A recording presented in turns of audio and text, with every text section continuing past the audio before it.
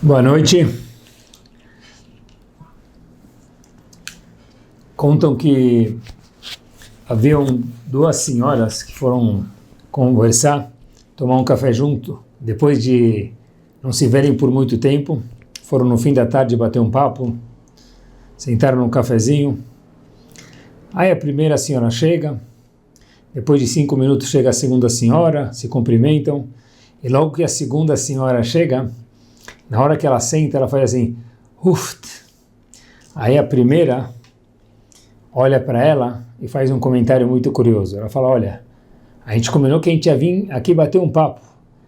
E a gente combinou que a gente não ia falar dos nossos filhos. O que foi esse uft? Na verdade, a gente vê daqui, meus queridos, que o conceito de filhos, na verdade, por um lado, é uma delícia, não quer dizer que adolescentes não são, mas junto com essa delícia de criar os filhos, de ver eles se desenvolverem, existe um desafio. E uma das coisas muito curiosas que a gente pode perceber quando se fala de filhos e crianças é que quando Hashem deu para a gente crianças, a gente olha, a maioria dos casais que tem crianças são casais jovens. E se a gente fosse pensar, não sei se já pensaram isso alguma vez, de Horá, a priori faria muito mais sentido uma pessoa ter filhos com 50, 60 anos de idade, que essa pessoa, o casal já tem uma bagagem de experiência, já tem muito mais vida e sabedoria para poder lidar com a situação. E não, Hashem decide dar filhos para a pessoa normalmente com 20, 25 anos de idade ou o que for. Então a pergunta é por que isso? Porque na verdade existe aqui algo muito importante, que dentro de cada pai e dentro de cada mãe Hashem colocou um presente, algo chamado instinto, tato, delicadeza, para que a pessoa possa saber como lidar com esse objeto precioso chamado filho ou filha, com essa ser precioso, melhor dizendo, chamado filho ou filha que cada um de nós tem. Porque se não fosse um presente de Hashem como um instinto de saber um pouquinho lidar com isso, e precisasse somente de sabedoria e experiência, então impossível que a pessoa tivesse filhos como que é hoje em dia, numa idade tão jovem. Queria aproveitar, falando sobre esse assunto, desenvolver um pouquinho e pensar algumas coisas junto com vocês. Sabe que quando Hashem chegou para o primeiro dos homens, Adam Arishon e sua esposa, esse foi o primeiro homem da criação do mundo. Porém, nós tivemos como se fosse um outro Adam Arishon. O nosso Adam Arishon, óbvio que tem Adam Arishon da história do mundo, que ele é o pai de toda a humanidade, mas o povo Yehudi teve outro Adam Arishon, vamos dizer assim, de alguma certa forma, que o nosso primeiro Adam, referente ao povo Yehudi, foi Avraham Avinu, o primeiro dos patriarcas Avraham Avinu.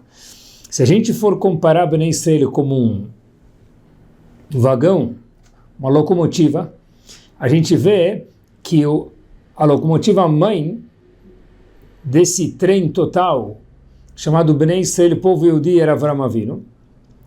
E Avraham Avinu, que é a locomotiva mãe, junto com Yitzhak, segunda locomotiva, e terceira Yaakov, eles lideraram e lideram a viagem desse povo, desse trem chamado Bnei Israel, povo Yehudi, pelos 6 continentes do mundo, onde o povo Yehudi passou durante toda a sua jornada, e 3.000 anos de história desde a outorga da Torá até hoje em dia. A gente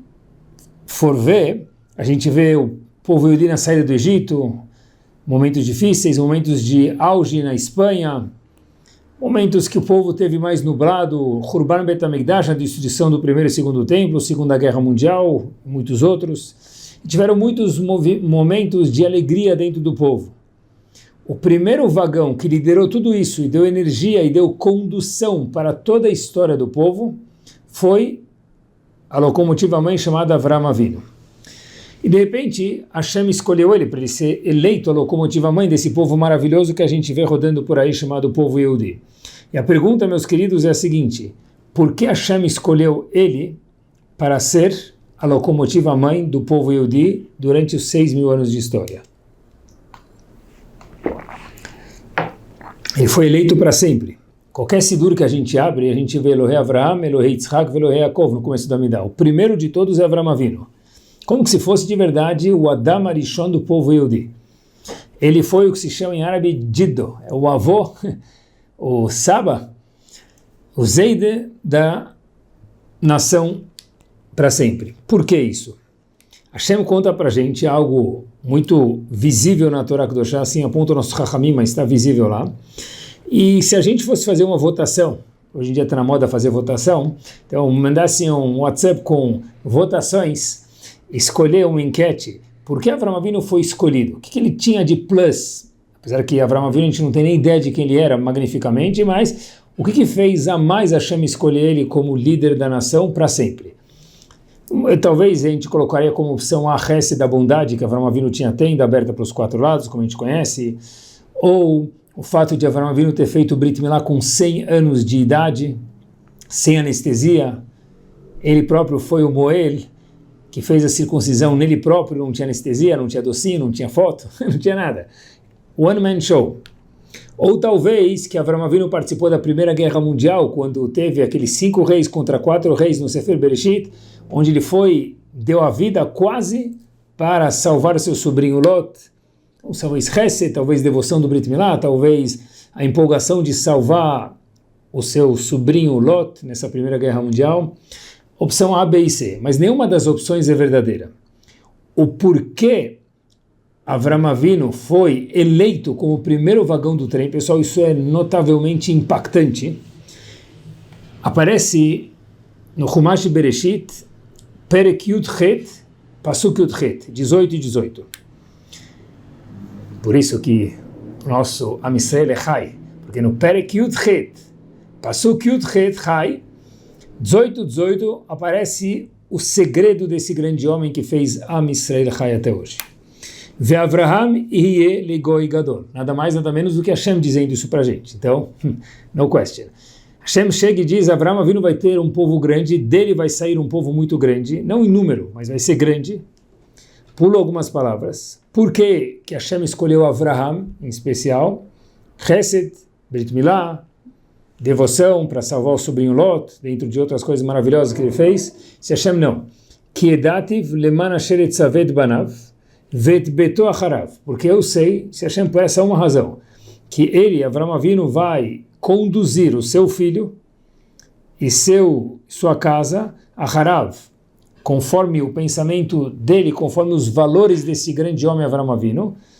Veshameru, termina o pasuk dizendo, Derech Hashem. Esses homens vão cuidar do caminho de Hashem. Ou seja, a razão pela qual a Kadosh Baruch Hu escolheu Avraham Avinu como locomotiva 1 desse vagão inteiro chamado Bnei Israel, que ia durar 3, 4, 5 mil anos, o tempo que durar para a eternidade. Hashem escolheu ele, dentre muitas qualidades que ele teve, a qualidade que foi escolhida a dedo por Akadosh Baruch Hu, para que Avraham Avinu fosse o primeiro dos patriarcas para sempre, foi o fato que ele ia cuidar das próximas gerações e ele ia deixar um legado. No caso do legado, foi os valores que ele teve, passado para o seu filho Yitzhak, passado para o seu filho Yaakov, e daí veio as 12 tribos e o resto é história. Ou seja, Avraham Avinu não foi escolhido por ele ser o primeiro vagão, fiquei pensando, depois que a gente leu esse passuco, foi escolhido porque iria haver um segundo vagão seguindo Avraham Avinu. Ou seja, a continuidade dele foi o que deu a luz com respeito para que a Kadosh Baruch Hu escolhesse Avraham Avinu. Quer dizer, não é porque o primeiro vagão por si só ele é power, no caso o primeiro vagão era Avraham Avinu, a primeira locomotiva, mas não, porque daí sairia um segundo vagão. Ou seja, no caso Yitzhak, Yaakov, continuidade, filhos, próximas gerações. Ou seja, cada vez que um pai ou uma mãe leva o filho para a escola, olha que interessante, cada vez que um pai ou uma mãe leva o filho para a natação, faz comida para eles, cuida deles, pensa neles, faz tefilá por eles, zela para o bem deles, e, na verdade ele está fazendo parte da continuidade de por que nós agora, no século XXI, fomos escolhidos. Avraham Avinu foi escolhido lá atrás. Por quê? Porque ele ia manter uma próxima geração, ele ia passar chama dos seus valores, no caso de hoje em dia, a Torá, para a próxima geração. Cada vez que nós cuidamos dos nossos filhos, essa é a razão d'être de por que Avraham Avinu foi escolhido, porque a gente está aqui até hoje. Não foi porque Avraham Avinu ele era master, óbvio que ele era, mas a razão foi que Hashem escolheu, foi porque iria ter um segundo Avraham Avinu, no caso Yitzhak, terceiro, and so on. Yaakov e daí por diante. Continuidade judaica. Até hoje. Isso me traz à luz uma história que para mim sempre me marcou, uma história muito curta, mas para mim que foi sempre marcante.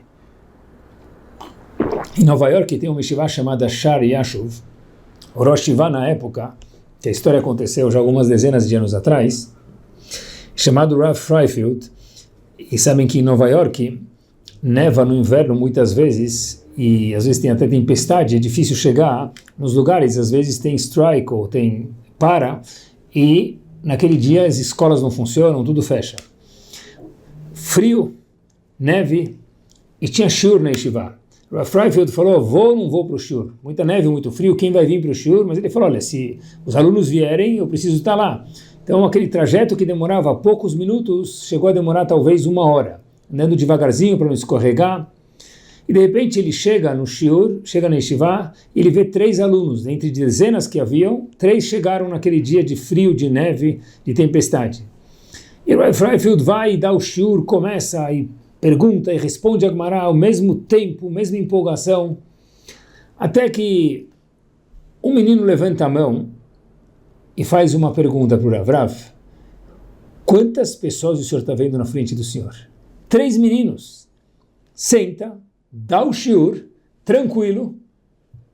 Quando tem dezenas de pessoas, levanta, pula, sai suado, ok, mas hoje tem poucas pessoas, senta, dá o mesmo shiur, não precisa ter toda essa vibe, toda essa movimentação, toda essa vida.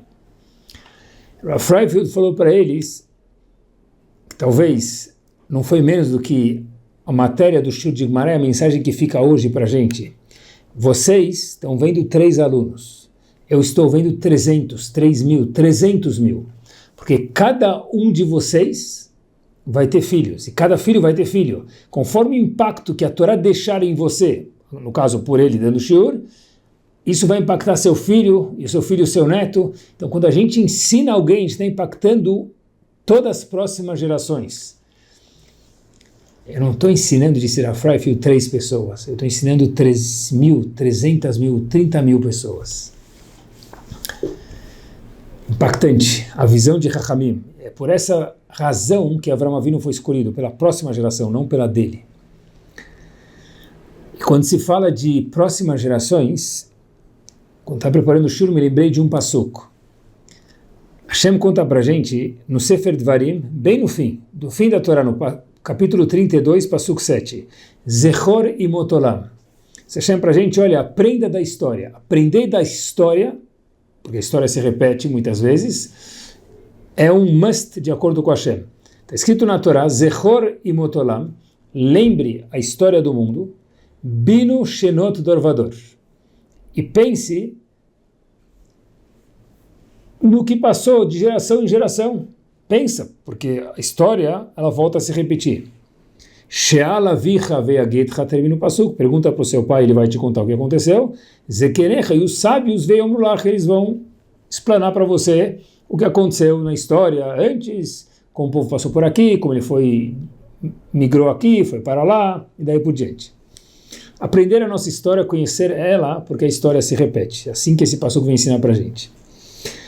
Estava fazendo ginástica, como sempre faço, antes de preparar o shur e depois, para repassar o shur na minha cabeça, e às vezes vem ideias brilhantes no meio do caminho.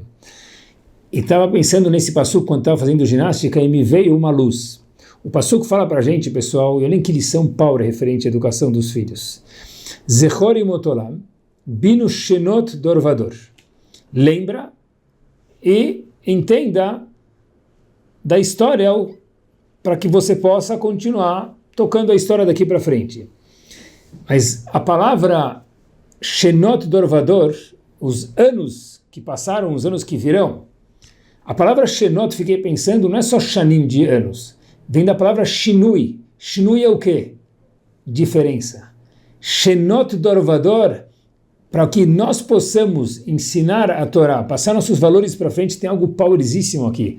Shenot Dorvador, veja a mudança que existiu, Shinui, de uma geração para outra. Esse passuco está falando da continuidade, do porquê Avraham Avinu foi escolhido. Só que Avraham Avinu é em Bereshit, esse passuco é em Devarim falando com a gente. Aprenda da história, mas lembre de uma coisa, Shenot Dorvador, a mudança que existe de uma geração para outra. Para que haja Chinuch, haja educação, a gente precisa ter Siyata Dishmai, ajuda de Hashem sempre, 99%, Tfilá mais 99%, compõe os dois, vamos falar assim, vai no total de 100, 99%, mas qual que é o nosso 1% que ele é indispensável, que sem isso não funciona? É entender Shenot Dorvador, a diferença que existe em cada geração. O fato que na nossa geração funcionou, me permitam, não queria falar isso, mas é quase que zero chance que vai funcionar de novo. Com tão grande a mudança de uma geração para outra. O Passuco vem dar para a gente uma dica maravilhosa. Binu, pensa, biná, sabedoria, amor. Shenot, a diferença de uma geração para outra. E isso, só com a ajuda de Hashem, garante a continuidade. Por quê? Porque o ontem era outro. O hoje, e vai lá saber o amanhã, é completamente diferente. O que funcionou antes de estratégia não funciona hoje. Primeiro, estar ciente que o formato de ontem não funciona mais hoje. Na verdade, educar hoje como se educa ontem seria mais ou menos como a gente se vestir como se vestia antes, que a gente não se veste, usar o mesmo carro que usava 50 anos atrás, ou 100 anos atrás, ou a gente anda de avião, a gente anda de carro, os carros mudam, as roupas mudam. A educação também mudou, porque as pessoas mudaram. Se o receptor da nossa educação, que são a nossa próxima geração, então, se eu continuar lidando com ele da mesma forma que eu estava antes, quando eu aprendi, por exemplo, não vai funcionar, porque a matéria-prima, vamos chamar assim, que é ser humano, ela mudou. Só para a gente entender, olha que outro dia estava vendo algo curioso, um dos grandes homens que vive na nossa geração, que vive há pelo menos 120 anos com saúde, ou mais, era Rav Zilberstein, Shlita. Tem muitos livros e de cartas, de perguntas e respostas, perguntas de todos os tipos. Esse homem tem resposta para tudo, aponta uma Gemara, aponta um pedaço do Shulchan Aruch, o Código de Leis, responde perguntas de todos os tipos. Uma vez, chegou na mão desse grande Rav a seguinte questão. Uma criança estava aprendendo sobre Lachot Kibud Avaim, respeitar o pai e a mãe, e entendeu as halachot e ficou com uma dúvida. Escreveu ele para o Rav o seguinte: Rav, eu às vezes mando carta de um lugar para o outro, da minha cidade para outra cidade, correspondência, por fins diferentes, e meu pai é o homem do correio da minha cidade. Meu pai é o mailman, ele é o carteiro. Então perguntou para o Rav Zilberstein, será que seria a falta de Kibud Avaim? Olha que pergunta, pessoal.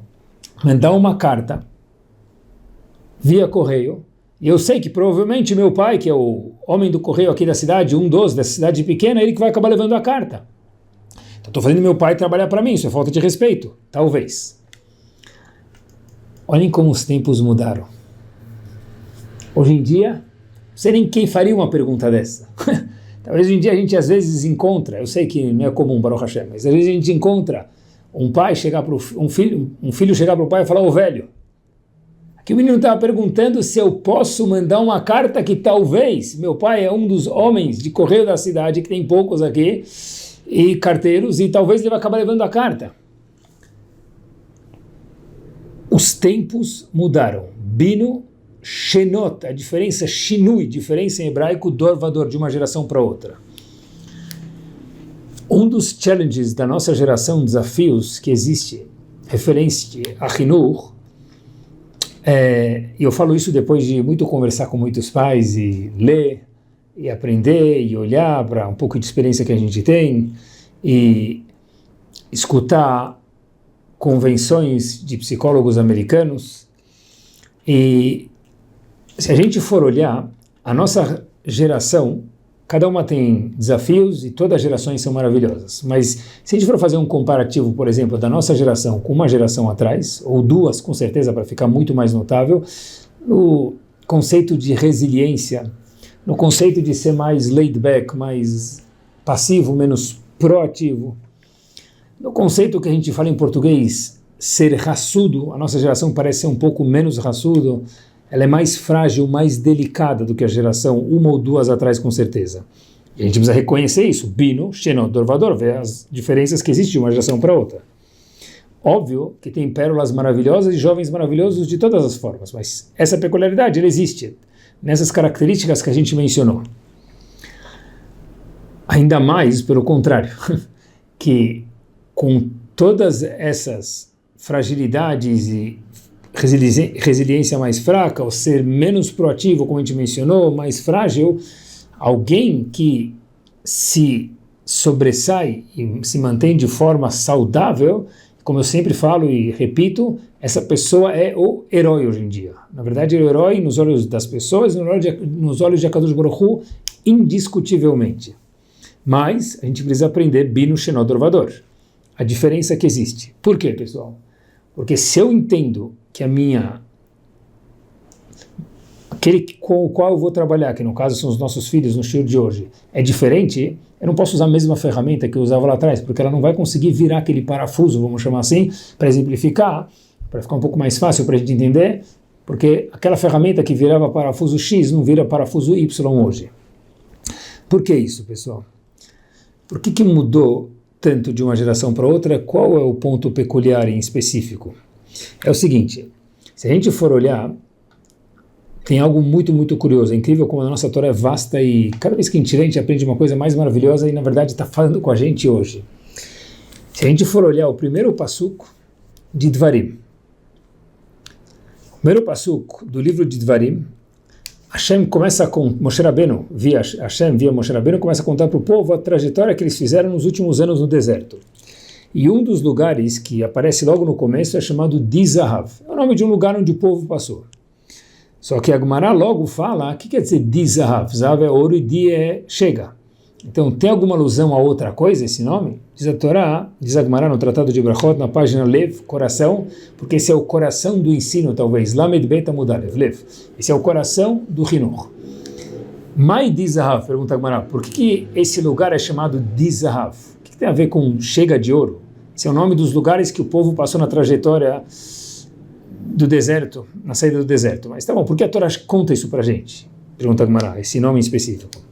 Então, diz a Gemara o seguinte, diz Moshe Rabbeinu para Hashem, Ribono shel olam, estou lendo a Gemara no Tratado de Brachot, página 32a, Bishvil kesef vezav, Hashem, pelo ouro, diz Zahav, Zahav é ouro, Di é dai, daieno, chega, pela grande quantidade, abundância de ouro, de prata que você deu para o povo, Sheishbata laem le Israel, até que o povo na saída do Egito falou, chega, chega, chega, a gente não tem mais onde carregar o ouro, os despojos da saída do Egito. Eles falaram, dai, o povo falou, chega de dinheiro, porque não tinham mais como carregar, não tinha Pix, não tinha conta de banco, tinha que carregar tudo na mão, eles não tinham mais onde carregar. Cada Yehudi saiu com 80 burros carregados de ouro. Imaginem quanta coisa, não tinham mais espaço. Tinha mais ouro do que eles podiam carregar. Garam she'asu et ha'egel. Aqui tem uma alusão, qual foi a causa do Reta Egel, do pecado que a gente sabe que se faz todo um fuzz dele importante, infelizmente, que aconteceu com um povo chamado Reta Egel, o pecado do bezerro de ouro, Dizahav, o excesso de ouro. A gente não tivesse saído do Egito, disse Moshe Rabbeinu, para Hashem, com tanto ouro, o povo não ia ter essa abundância de ouro e não ia ter a vontade de fazer o bezerro de ouro para substituir de alguma forma Moshe Rabbeinu, e aí depois Moshe Rabbeinu quebrou as luchot e a história que a gente conhece. Mas da onde surgiu o pecado do bezerro de ouro? Óbvio que eles fizeram uma atitude errada, mas algo que ajudou e participou muito foi o Dizahav. Dizahav quer dizer abundância de bens materiais que eles tiveram, até que eles falaram, chega, a gente não tem mais como carregar mais despojos na saída do Egito, mais uma vez. A Gemara traz, muito curioso, que isso foi a história de Moshe Rabbeinu. E pra gente, pergunta a Gemara, assim que eu leio a Gemara. A Gemara fala pra gente o seguinte, Agmará traz um machalo, um exemplo. Um leão, daquele rugido que dá medo, não sei o que está atrás das grades, daquele rugido que dá medo lá no safari, quando ele vê, o que o leão vê para dar um rugido? Um pedaço de steak, uma carne. Fala Agmará, se o leão vê um pouco de sucrilhos, bamba, ele vê trigo, ele não vai rugir, porque isso não chama a atenção do leão. Ou seja, o que chama a atenção foi a excesso de ouro, e aí o povo rugiu e acabou escorregando e fazendo o pecado do bezerro de ouro.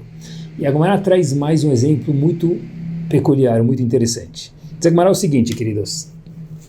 Tenta imaginar um pai, assim diz a Gemara, já que a gente está falando de Hinuch hoje, vai aqui o exemplo, palavra por palavra da Gemara.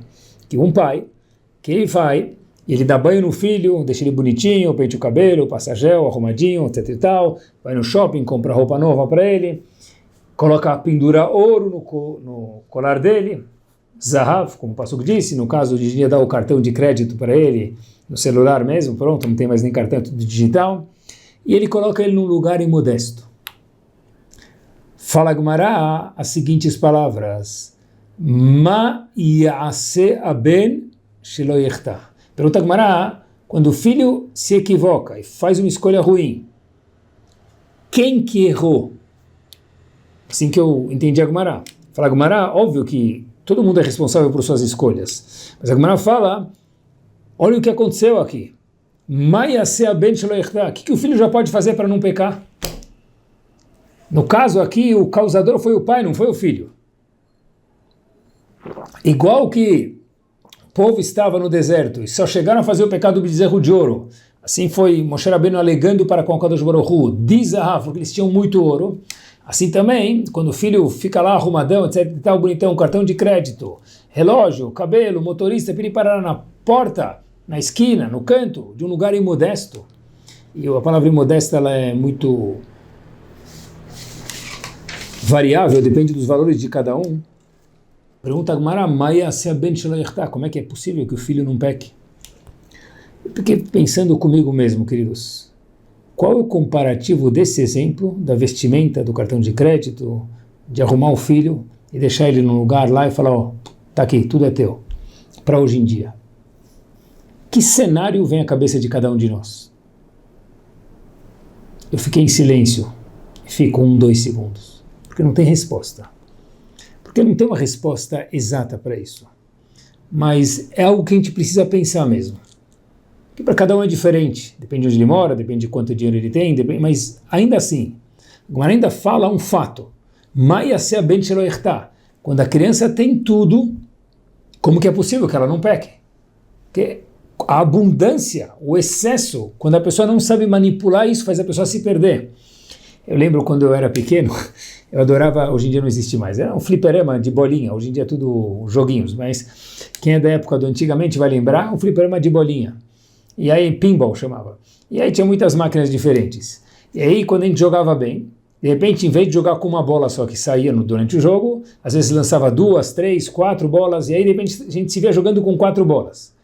Então quando jogava com uma bola podia durar, eu conseguia fazer durar a bola durar 10, 15 minutos até ela cair no buraquinho lá onde que não era para cair. Quando vinha 3, 4 bolas, em meio minuto perdia as 4. Por quê? Quando a gente está acostumado a jogar com uma bola, ok. Quando a gente tem 4, a abundância, a gente não sabe lidar com isso, a gente perde as 4, a gente entra, no caso lá, a bolinha pelo cano.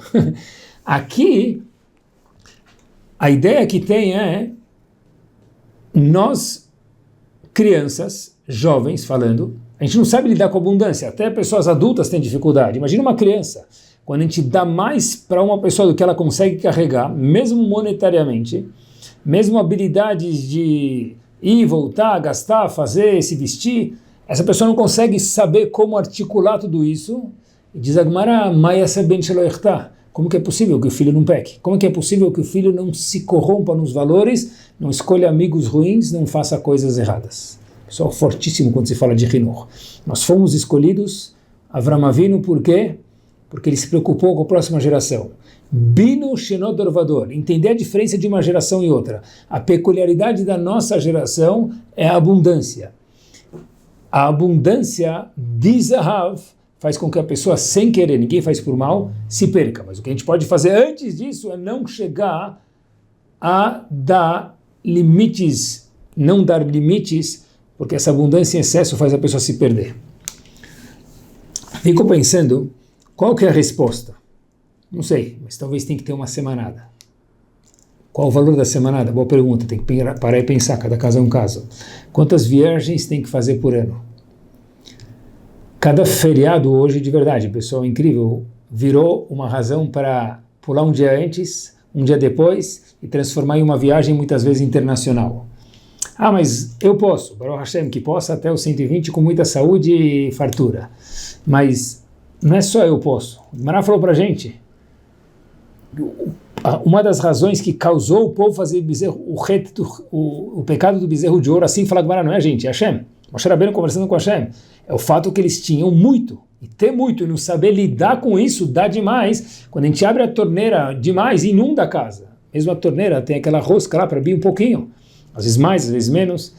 Se a gente vai encher uma piscina, precisa encher mais. Se vai encher um copo, menos. Então, uma criança, certeza que ela quer um copo, se a gente abre demais, transborda, a pessoa fica perdida em tudo. Às vezes até adultos também. Quantos calçados tem que ter no armário de uma criança? Boa pergunta. É uma pergunta, mas tem que fazer eco nas nossas cabeças. Mas vale uma reflexão.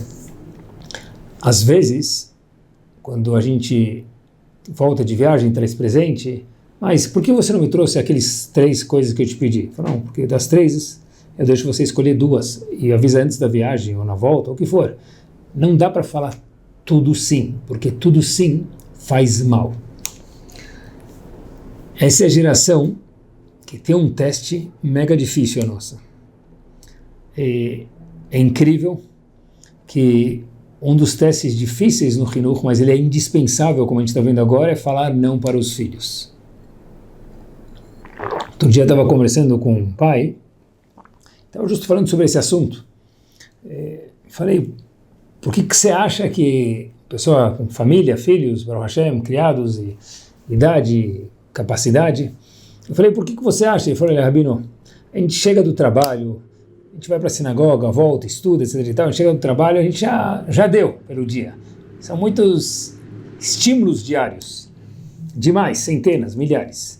E ele falou para mim, às vezes dá vontade de jogar a toalha, como a gente fala no português, claro, né? Depois do trabalho, da sinagoga, ainda tem que chegar em casa e resolver isso da criança e aquilo, escutar, entender, mudar, e tem a reunião. Dá vontade de jogar a toalha. A gente já manda para a escola, já paga o moré, já paga morar, já paga a escola, já o moré particular, o curso a mais que ele faz, então já deu. Ajuda, mas não dá para terceirizar. Essa é a resposta. Ajuda, mas não dá para terceirizar. Quando a gente escuta algo que é muito difícil, muito demais, mas por que eu não posso se todos os meus amigos vão? Por que eu não posso ter se todos os meus amigos têm? Primeiro que às vezes não é verdade que todos os amigos têm, ou todos os amigos vão. Se todos os amigos vão e todos os amigos têm, para coisas que a gente acha que é grave, talvez tem que ver se tem que ser os amigos dele ou dela. E se a gente pensa diferente, faz parte de ser pai e de ser mãe, falar não. Hinuch. Faz parte. É isso. Porque a Gemara fala, Maia se ben shelo ichtá. Talvez a maior dificuldade que existe em ser pai e mãe, de verdade, é falar não e ver a criança chateada. Muito difícil isso, mas faz parte. E por isso que esse machal da Gemara, esse exemplo da Gemara está aqui. Coloca a criança com tudo na frente de onde ele não deve estar. Como é que é possível que ele não peque? Razito, coitado dele. Esse é o task dos pais. Maia se ben shelo ichtá. Olha, eu na verdade não quero ser específico, porque acho que não tem necessidade, cada caso é um caso e cada pessoa é uma pessoa e não tem uma regra única, mas Baruch Hashem, eu escuto jovens em momentos diferentes, em lugares diferentes, para sempre aprender, às vezes tentar ajudar, e eu às vezes pergunto para ele ou para ela, para o jovem, adolescente, jovem, criança, o que for, olha, mas teu pai sabe que tititi? Tua mãe sabe que tititi que você está me contando? Aí essa pessoa fala, o jovem fala para mim, Rabino, é de boa hoje em dia. Hoje em dia é de boa, eles sabem e tranquilo. Pessoal, eu sempre tinha certeza que Às vezes os pais nem sabem. Esse era o meu primeiro relance há anos atrás.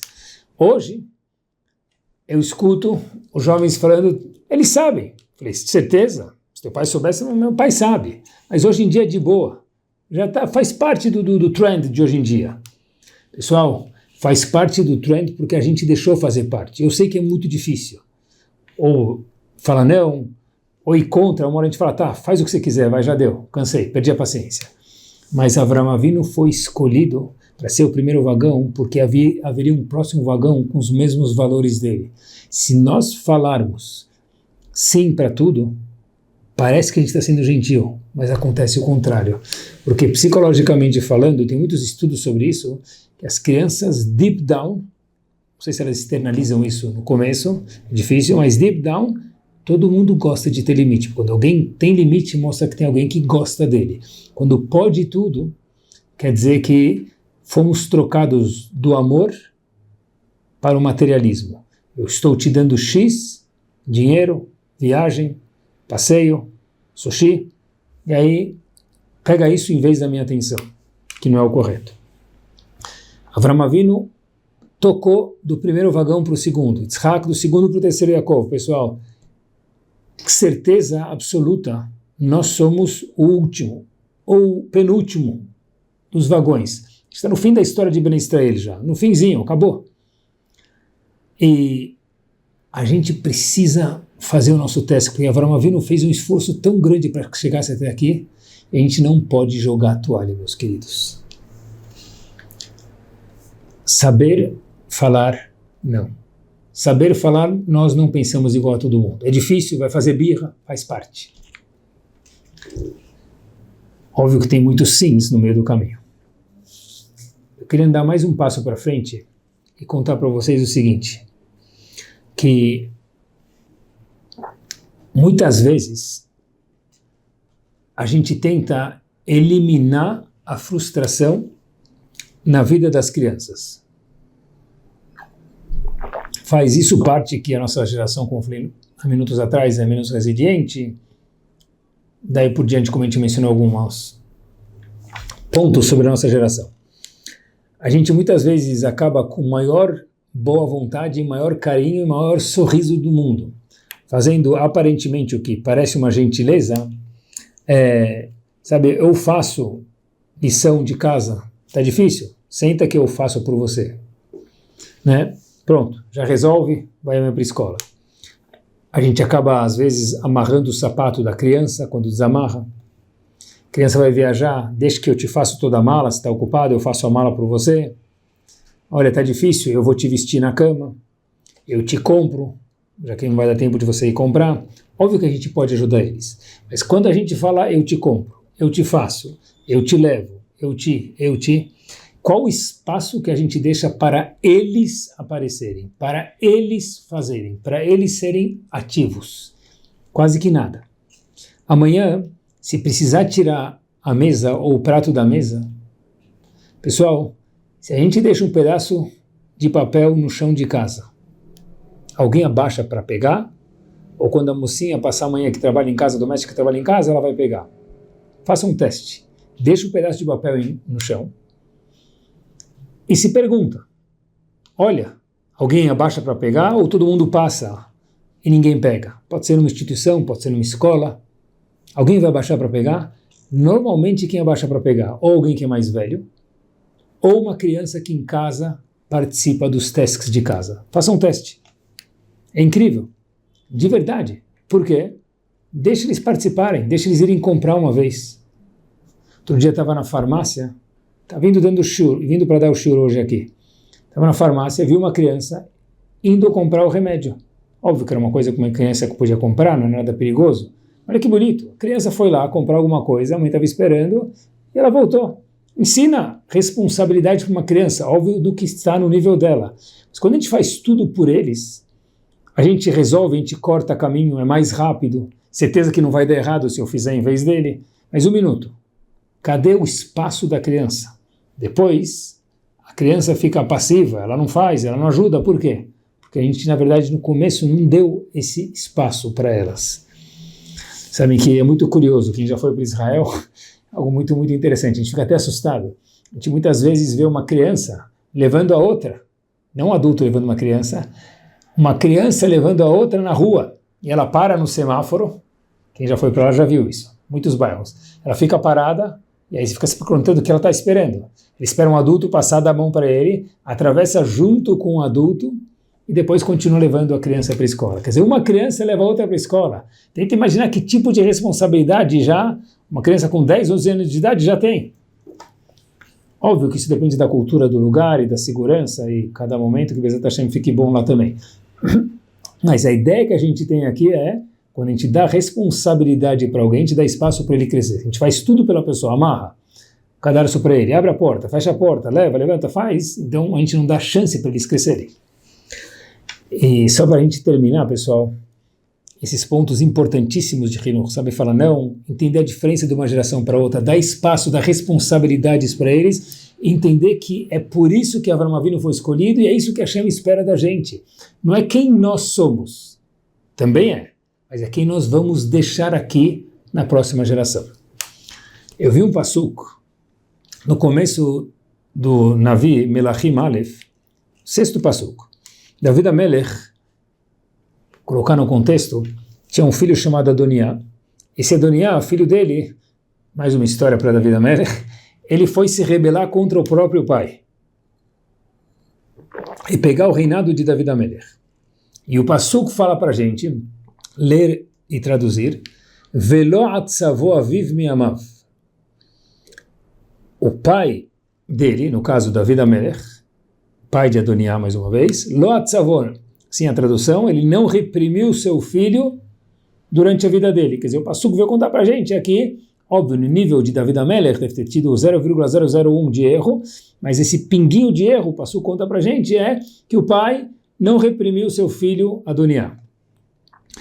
Um dos comentaristas lá no Navi, fui procurar, chamado Metzudat David, fala para a gente algo impactante. Falou o seguinte, Ba'avur ze, Heshev, Hashav Shekol Ma'asav Agunim.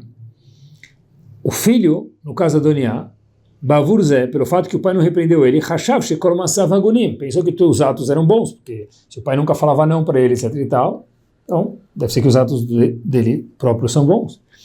Lomar lama sita kazot, porque você fez assim, porque você deixou de fazer assado. E aí ele falou, se eu sou tão bom assim, eu só tenho acertos, ele falou, por isso deve ser que eu posso ser rei. Então ele próprio se apossou, virou rei. Ele próprio foi contra o reinado do pai, porque ele falou, se ninguém nunca me reprimiu, ninguém nunca me falou nada, deve ser que eu sou tão bom, sou tão perfeito que eu sou, eu sou o próximo rei. Pessoal, olhem que bomba. O Navi veio contar para a gente como que o filho foi se rebelar contra o pai para pegar o reinado, no caso Adoniá contra David, porque o pai não reprimiu o filho. Agora olhem que power, pessoal. A palavra reprimiu aqui no Navi, se a gente olhar de perto, está escrito Atzavo, Ain Tzadik Bet Vav.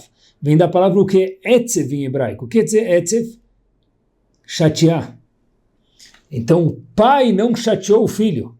Mas como? Reprimiu, não chateou. Por que o verbo usado aqui é chateou, Etzev, para dar conotação de reprimir? Porque, pessoal, quando a gente reprime alguém, ele fica chateado. Faz parte da vida. Óbvio que a gente tem que fazer com delicadeza. Óbvio que a gente tem que fazer com amor. Mas faz parte, a pessoa fica chateada. Se a pessoa for saudável, ele vai ficar chateado e depois de um tempo ele vai levar isso para frente, não vai afundar na chateação. Mas é óbvio que quando a gente reprime alguém, ele fica chateado. Porque a palavra aqui, queridos, usada o verbo reprimir, o Navi usa com sua forma magéstica etzev de atzuv, de triste, chateado. Faz parte. Porque quando a gente sabe, com carinho, reprimir alguém, quando precisa, essa pessoa tem um nível de tolerância maior. Aquela pessoa que nunca foi reprimida, aquela pessoa que é pouco reprimida, óbvio que quando que precisa, óbvio que no momento certo, já falamos sobre isso em várias vezes, estamos repetindo agora, mas uma pessoa que ela tem um para-choque, ela leva uma batidinha, o carro continua intacto, porque ele consegue tolerar mais, ele consegue ter menos ansiedade, ele consegue aguentar um pouco mais de demandas, ele é menos frágil. Por quê? Porque nós precisamos dar chance para a borboleta sair do casulo. Se cada vez que a borboleta for sair do casulo, a gente quebra o casulo, não nasce borboleta. Se em vez do pintinho bicar o ovo, para sair a gente for lá e quebrar o ovo, vira ovo mexido, não vai virar um pintinho. Para que possa nascer aquele ser chamado filho ou filha, que existe dentro de cada um de nós, brotar, viver, a gente precisa deixar eles terem os desafios. A gente pode ajudar, a gente pode estar perto, mas faz parte quando alguém está andando de bicicleta, cair, tira a rodinha, ele vai cair, todo do teu lado, te dá um abraço, mas cair faz parte. E a gente termina com uma história, meus queridos. Tudo isso, óbvio, com amor. História verdadeira se passa no século 17, com uma criança chamada Yitzhak, nome verdadeiro dele. Um homem que viveu perto, na mesma geração, para a gente ter uma ideia, do Arizal, do Maharal, homens gigantes. Mas essa criança, Yitzhak, é uma criança que vem de uma família muito simples, e ele estudava com os colegas no Talmud Torá, mas os colegas eram muito mais brilhantes do que ele, muito mais capazes, cognitivamente falando, do que ele.